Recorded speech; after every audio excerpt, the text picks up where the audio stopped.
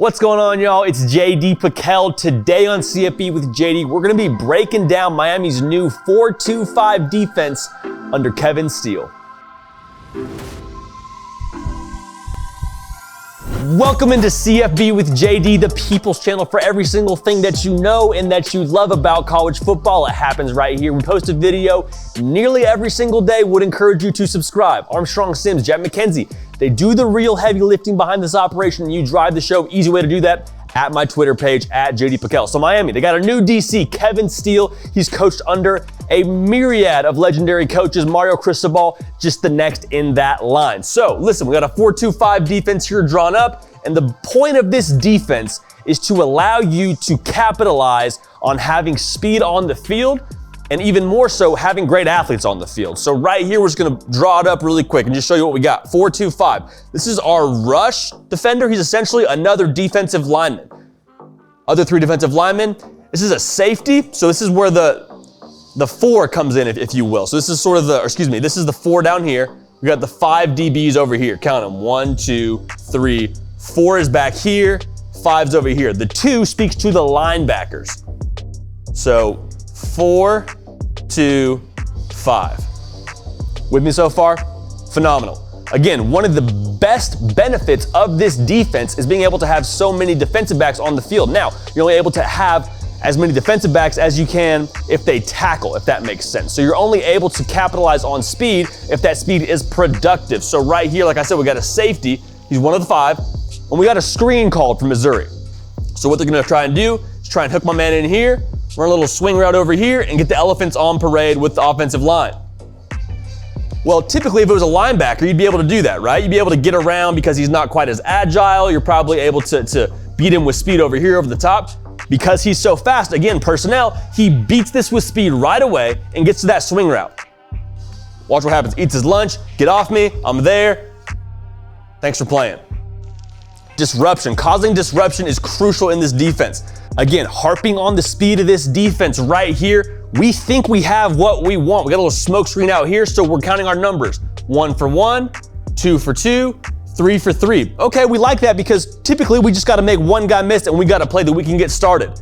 Not so fast, my friend. We get it out there. Look at how quickly this guy closes. These 2 defensive backs close so fast and don't even allow this play to get any air. He's up there, block on block destruction, swarming. Even our edge defender right here, he's flying out and able to get involved in the play.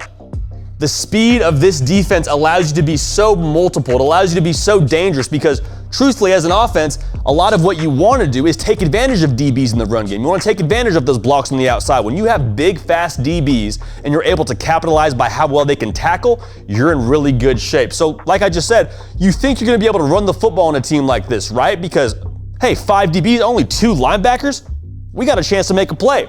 Wrong. You feel really well in run support if you're one of the defensive backs here. Right here, they're going to recruit big at the defensive back position. That's going to be one of the things that I harp on in future classes. Big, strong, fast DBs. Think Cam Chancellor. Think Richard Sherman. Guys that are going to be able to be lanky and long, but also fill in the run. Cam Chancellor kind of player right here. Inside zone. Great. We're going to pull it. 2nd and 1. We're filling up. We're all filling up. We're all flying up. From the safety position, he flies up. Gets there. Bada bing, bada boom. Let them know. You're also allowed to do a lot of things out of man coverage because you're keeping so much on the back end like an umbrella. So right here, he's just playing center field. He's so fast, he's so agile, he's able to just kind of play back here and be our rover of sorts. Right here, we're just manned up. They think they got us with a double slant concept, thinking, okay, if we beat our man, we got a good shot, which in theory is true. But it's not about the X's and the O's. It's about the Jimmies and the Joes, and they got a lot of Joes here on this defense. Miami's defense will have a lot of Joes as well. So he thinks he can win one-on-one. That's fine. Watch him run this little slant route. Great, he breaks. We're in decent coverage. Not great, but our center fielder back here, he's gonna come up and play. Make a great play on the ball. We closing speed. Again, keeping it all in front of us. Now look at this time, we're in zone. Cover 3. Our safety's gonna fill up here. We have this zone right here. We have this zone right here. Phenomenal. keeping it all in front of us. Look at, nobody is getting beat over the top. Everyone is staying at about like a statue kind of technique, essentially saying, hey, if you want to come run at us, we're going to give you a little forearm shiver, let you know, and we're going to keep you in front of us. That's the whole thing, being deeper than the deepest. The big plays are mitigated because you're able to close and you're able to have fast guys on the back end. Watch them walk up. Got a little hitch route right here, get in there. Almost a pick six. Safety position is crucial for this defense, and Miami did a little something in the transfer portal to allow themselves to be good at that safety position, or even more competitive than they were in a season ago. Like I said, keeping it all in front of you. What that also does is it allows for these big uglies to get after the quarterback. We call it a coverage sack, meaning you didn't necessarily create a ton of pressure, you're only bringing 4, and you got 5 over here, so you should be able to block all of them, but when nobody's open downfield, these guys are only gonna be able to be blocked for so long. Drop back, look it, everyone is in retreat. Everyone is keeping it all in front of them. We're man over there, we're all over here.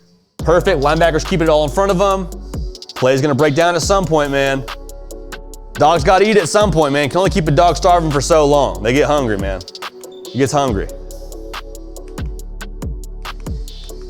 That's the entire scheme here for Kevin Steele, being able to make sure guys are getting after the quarterback because they have so much on the back end backing them up. You're able to play free underneath in that man in that zone because you got guys on the back end at the safety position making sure that there's not any big play being found. Now, also in the run game, like I said, the speed in pursuit of this defense is going to allow them to be lethal and ultimately, again, mitigate the big play and create, honestly, a lot of explosive plays for your defense. Being able to have turnovers, sacks, fumbles, interceptions, things like that are going to be what fuels this defense. Talk about fast offenses. You hear that all the time, the spread offense, the spread option, all these things that score a lot of points.